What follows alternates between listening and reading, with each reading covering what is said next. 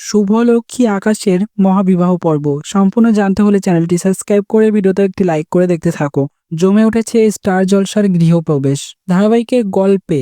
স্মৃতি হারিয়ে মোহনার কাছে রয়েছে আদ্রিত, আর এইদিকে আদ্রিতের কোম্পানিতে কাজ করত আর একটা ছেলে, তার নাম আকাশ। তো সে আবার শুভলক্ষ্মীর কাছাকাছি থাকতে থাকতে আস্তে আস্তে শুভলক্ষ্মীকে ভালোবেসে ফেলে এবং শুভলক্ষ্মীর সন্তান অর্থাৎ ছেলে তাকেও সে ভালোবাসে এবং শুভলক্ষ্মীর ছেলেকে যেহেতু মানুষ করতে হবে, তাই জন্য শুভলক্ষ্মীর পাশে কাউকে নাও কাউকে দরকার। সেই জন্য শুভলক্ষ্মী রাজি হয়ে যায় আকাশের প্রস্তাবে। আকাশ প্রস্তাব দেয় তার সঙ্গে বিয়ে করবে। এরপর বিয়ের বন্দোবস্ত যথারীতি হবে। বিয়েতে নিমন্ত্রিত থাকবে আদ্রিত এবং সেই বিয়ের দিনেই মুখোমুখি হবে আদ্রিতের সঙ্গে শুভলক্ষ্মীর। তখন কি একটা পরিস্থিতি হয়ে যাবে, বিয়েটা কি তখন ভেঙে যাবে নাকি বিয়েটা হয়ে যাবে, সেটাই এবার দেখার। আদ্রিতের স্মৃতি কি তখন ফিরে আসবে শুভলক্ষ্মীকে দেখে? তোমাদের কি মনে হয় তাতে অবশ্যই কমেন্টসে জানিয়ে চ্যানেলটি সাবস্ক্রাইব করে নাও এখনই। ধন্যবাদ সবাইকে।